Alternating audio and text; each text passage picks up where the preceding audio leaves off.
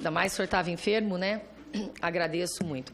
Então, na verdade, ele causa uma aparente polêmica, porque a questão dos presos trabalharem já é uma obrigatoriedade na Lei de Execuções Penais. Então, é muito diferente do que se trata dentro da Constituição Federal, que é o trabalho, que é um trabalho como se fosse um trabalho escravo, trabalho forçado. É algo absolutamente diferente. Então, na verdade, esse projeto de lei só determina, porque como já existe a obrigatoriedade de se pagar, na verdade, aquela lei que não pega, aquela lei que não é obedecida. Então, certos meandros colocados ali na legislação vão permitir que ela seja cumprida. Então, na verdade, é uma celeuma, é uma aparente celeuma que, na verdade, que não é. Então, eu creio que com a leitura do relatório, esclarecendo melhor, os senadores vão conseguir compreender essa iniciativa, que eu parabenizo, do senador Valdemir Moca, que é do meu estado, extremamente salutar, porque não pode cair nas costas do povo, né? Nosso Brasil já tão sofrido, esse custo, o custo de um presidiário é um custo maior do que uma criança na escola. Então, não pode, ainda mais, porque visa aqui assegurar, que já é obrigatório na Lei de Execução Penal, que todos arquem com o custeio da sua estadia no presídio. A questão então nós queremos assegurar que aqueles hipossuficientes consigam ou não adquirir essa dívida, ou ter essa dívida suspensa, ou ter condições de pagar por isso, sem prejuízo de uma obrigação alimentar aqui fora, de ressarcimento da vítima, de despesas pessoais suas, né? Então, porém, aquele condenado que tem condições, ele tem que pagar sim. Aquele quando, me disseram em plenário, são só 8%, eu já ouvi dizer que os condenados que têm condições financeiras são em percentual menor, não importa, não é por isso que não vamos exigir que eles paguem, tem que pagar. Então, eu acho que isso já acalma os ânimos para que escutem com mais serenidade, e eu sei que a senadora Zenaide tenha proposto um requerimento de uma audiência pública, mesmo que seja aprovado hoje, eu acho que é extremamente salutar para que a gente avance nessa questão do trabalho para os presidiários. E, em especial, então, eu quero também parabenizar a senadora Simone Tebet, que deu uma solução, trouxe uma solução, isso já foi aprovado no ano passado na CCJ, essa solução... Pessoal, eu vou insistir, pessoal, porque é um projeto importantíssimo. Já recebi muita gente aqui na mesa me fazendo perguntas. Eu quero entender também o projeto, e a relatora está cumprindo esse papel. O que quiserem discutir, vão discutir. Agora, eu peço silêncio. Me parece, com todo respeito, que a relatora, de vez em quando, olha para o lado. Como o pessoal aqui, à direita dela, está assessorando, eu entendo que prejudica o raciocínio dela. Dificulta. Vamos lá. Dificulta. Então, parabenizar. A senadora Simone Tebet trouxe uma solução, que é para a inscrição de dívida ativa. Também vocês vão compreender na leitura. Então, parabenizá-la também por encontrar essa solução viável, justa e nada prejudicial. Enfim, em especial, ontem eu tive a visita do juiz de direito da Vara de Execuções Penais, um nome que é referência no Brasil, que é o juiz de direito Albino Coimbra Neto.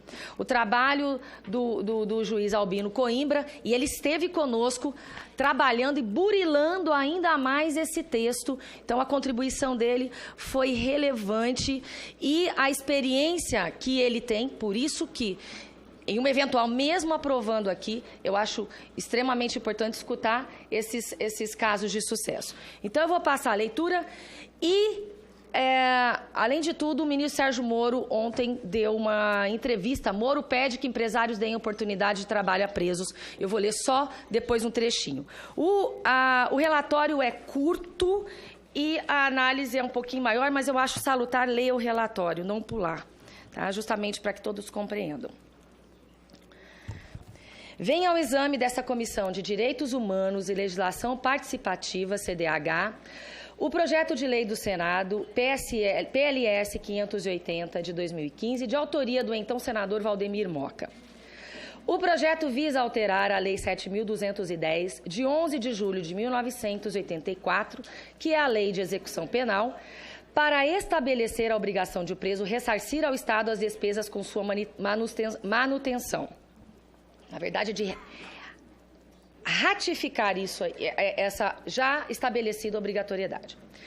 No entender do autor do projeto, a obrigação de o condenado indenizar o Estado das despesas com sua manutenção deve existir, ainda que ele não tenha condições econômicas, pois poderá valer-se do produto do seu trabalho. Já o condenado que reúne condições econômicas deve promover o ressarcimento independente de exercer atividade remunerada durante o cumprimento da pena. É aí que se atém esse projeto de lei. A proposição foi distribuída para análise da Comissão de Constituição, Justiça e Cidadania em decisão terminativa. O parecer da comissão acolheu o projeto juntamente com as emendas número 3, CCJ, e 4, também da CCJ, ambas de iniciativa da senadora Simone Tebet, que dispõe sobre a conversão das despesas com a manutenção do preso em dívida de valor, com a aplicação da legislação relativa à cobrança da dívida ativa da Fazenda Pública, bem como sobre a remissão da dívida remanescente ao término do cumprimento da pena, no caso do preso sem recursos.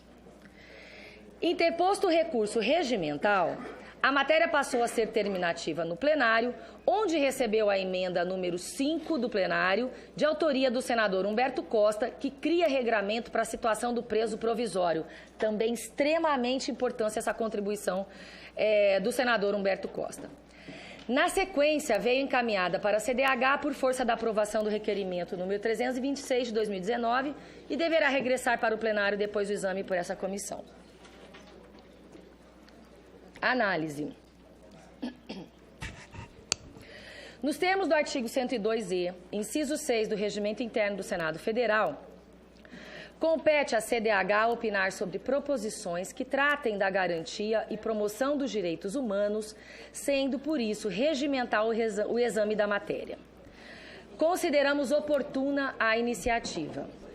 É fundamental salientar que a indenização ao Estado das despesas realizadas com a sua manutenção já constitui dever do condenado, conforme reza o artigo 39, inciso 8 da LEP.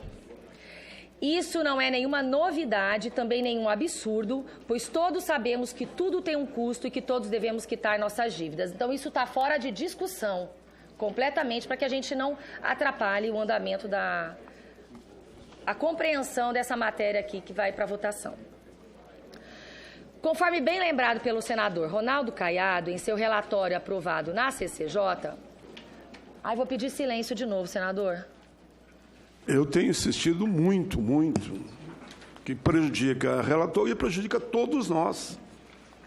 Vamos lá. E percebo que não são senadores, a maioria são assessores, né? Então, faço um pedido carinhoso aqui, os assessores e assessoras. Senador Ronaldo Caiado, em seu relatório aprovado na CCJ, nossa Constituição Federal informa que todos os prejuízos causados ao erário deverão ser ressarcidos, artigo 37, parágrafos 4º e 5º, e que o regramento constitucional, além de bastante claro, não excepciona qualquer situação. Então, ninguém está imune a pagar aquilo que se utiliza do Estado. Também convém frisar que, embora o PLS proponha a modificação da LEP, o ressarcimento de que trata o projeto tem natureza cível, ou seja, não está se falando em punir o condenado mais uma vez pelo crime praticado. Então, mais uma questão que a gente tem que tirar da discussão. Aprender que o trabalho é o meio pelo qual se ganha o dinheiro para custear o que queremos e o que precisamos em nossas vidas é princípio para se viver em sociedade.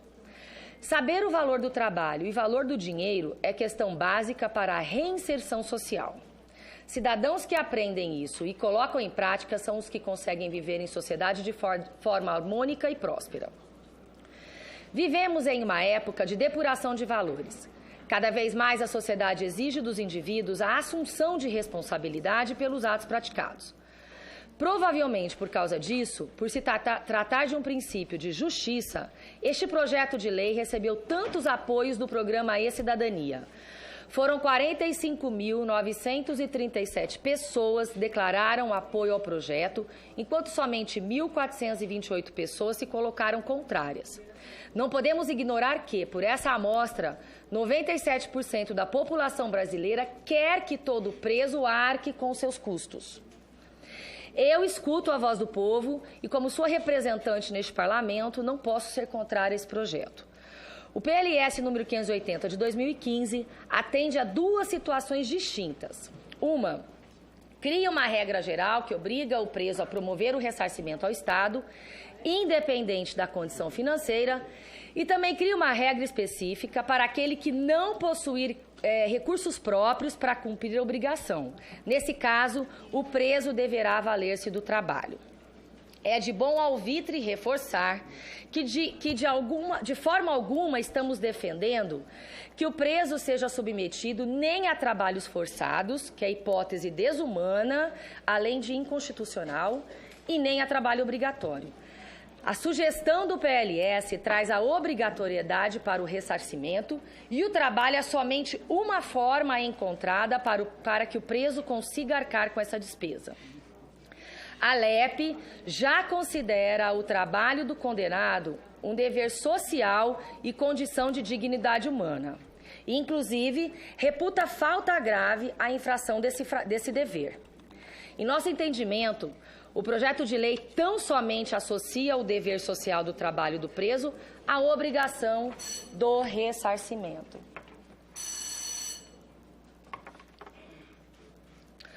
Observe-se ainda que, ao prever o ressarcimento por meio do trabalho, o PLS mantém íntegro o artigo 29 da LEP, de modo a assegurar que não se prejudique a indenização dos danos causados pelo crime, que diz respeito à dúvida da senadora Zenaide, que é a assistência à família e pequenas despesas pessoais. Isso não fica prejudicado. Esse regramento afasta a conclusão de que, com a aprovação do projeto, a remuneração auferida pelo preso se destinaria única e exclusivamente ao pagamento das despesas de manutenção. Vários presídios brasileiros já executam com grande êxito projetos de reintegração social e de cidadania baseados no trabalho desenvolvidos pela Secretaria de Segurança Pública e Administração Penitenciária. É o caso do Complexo Prisional de Aparecida de Goiânia, da Penitenciária Estadual de Foz do Iguaçu, da Penitenciária Central do Estado do Paraná, que é a Unidade de Progressão, do Centro de Ressocialização de Buritis, em Rondônia, e de tantos outros presídios, com destaque ao trabalho realizado pelo Tribunal de Justiça do Mato Grosso do Sul, TJMS, na pessoa do juiz Dr. Albino Coimbra Neto. Só no estado de São Paulo, cerca de 600 empresas têm convênios com presídios, com produção de tapetes até fabricação de itens cirúrgicos, conforme dados da FUNAP, órgão ligado à Secretaria e Administração Penitenciária, que administra o trabalho dos detentos. No Mato Grosso do Sul, recentemente, 10 escolas estaduais foram reformadas por presidiários e, inclusive, o material utilizado na reforma foi doado pelos presidiários. São inúmeros os exemplos de sucesso e satisfação para todos envolvidos com esse tipo de iniciativa. O trabalho abre portas para uma vida muito mais digna. Com o trabalho, os presos recebem qualificação profissional e passam a ter acesso favorecido a vagas de emprego. Isso, apesar de aumentar sua autoestima, ocupar o tempo e a mente e serem preparados para desafios futuros, também traz como benefício a remissão de pena. O mérito do projeto é realçado, eu vou até tirar uma última frase aqui, agora oralmente no relatório, tá? E pulo para o próximo parágrafo. O mérito do projeto é realçado pelas emendas apresentadas na CCJ e no plenário, as quais voltam seu olhar para a realidade do sistema penitenciário brasileiro e para o futuro do condenado que acaba de cumprir sua pena. Em relação a esses pontos, estamos cientes, isso também é uma dúvida da senadora Zenaide, acho que de muitos, de que nem sempre o Estado terá condições de prover oportunidade de trabalho para o preso. Isso é comum, eu acho que isso tem que ser objeto de audiências públicas futuras para que a gente trabalhe nesse outro aspecto. Então, nesse caso, não podemos exigir, que fique bem claro, que o condenado que não tenha recursos arque com os custos da sua manutenção. Do contrário, estaríamos submetendo o condenado a uma situação paradoxal, impossível, de ter que cumprir seu dever sem que fossem proporcionadas as condições necessárias para o seu cumprimento. Tem presídio que não proporciona isso. Lembremos que a pessoa encarcerada não dispõe de plena autonomia para se inserir no mercado de trabalho e depende da intermediação do Estado se desejar exercer uma atividade remuneratória. Nessa mesma linha de raciocínio, ainda que o preso trabalhe e que a remuneração viabilize os descontos em favor do Estado, pode ser que o valor auferido durante a execução da pena seja insuficiente para custear todas as despesas de manutenção.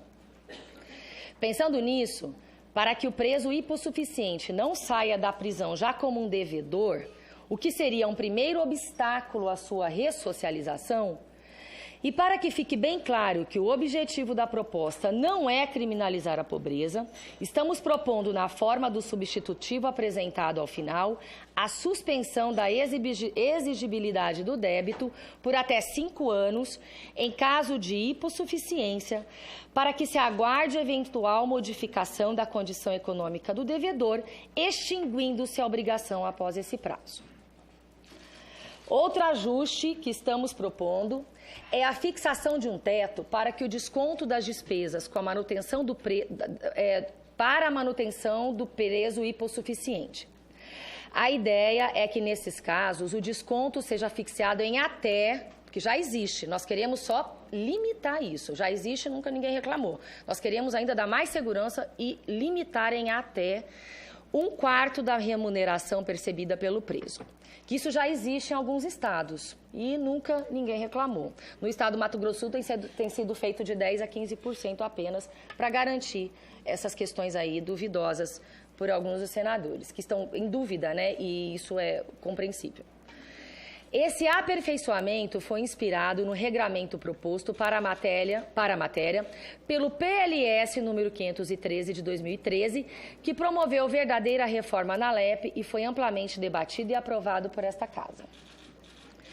Julgamos ainda ser importante considerar a situação do preso provisório, como bem lembrado pelo senador Humberto Costa. A falta de sentença definitiva impede, a nosso ver, o imediato ingresso nos cofres públicos dos valores descontados da remuneração ou pagos com recursos próprios. Nesses casos, as quantias apuradas pelo Estado serão depositadas judicialmente e deverão ser revertidas para o pagamento das despesas de manutenção somente no caso de condenação transitada em julgado. No caso de absolvição, os valores depositados serão restituídos ao preso. Então, acho que ficou muito completo. Abarcou tudo, todas as previsões possíveis.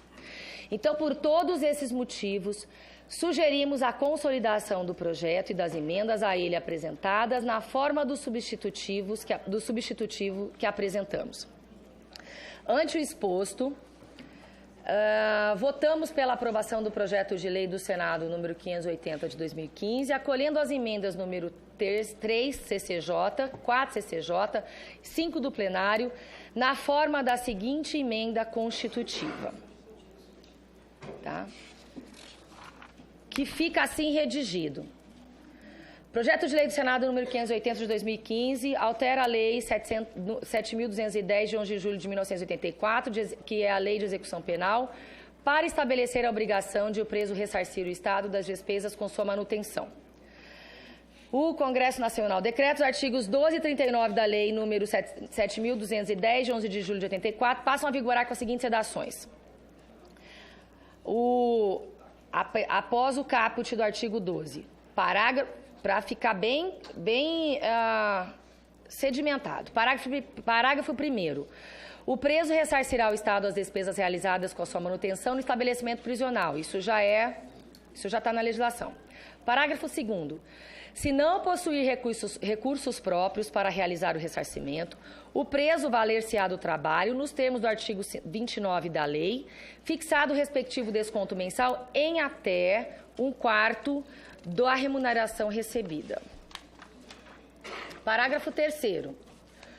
Na hipótese do não pagamento das despesas a que se refere o parágrafo 1º deste artigo, dar-se-á sua conversão em dívida de valor, aplicando-se-lhes a legislação relativa à cobrança da dívida ativa da Fazenda Pública. Parágrafo 4º. Em caso de hipossuficiência comprovada, ficará suspensa a exigibilidade do débito, o qual somente poderá ser cobrado se, nos 5 anos subsequentes à conversão de que trata o parágrafo 3º deste artigo, deixar de existir a situação de hipossuficiência, extinguindo-se, passado este prazo, a obrigação do preso. Extinguindo-se a obrigação. Parágrafo 5º.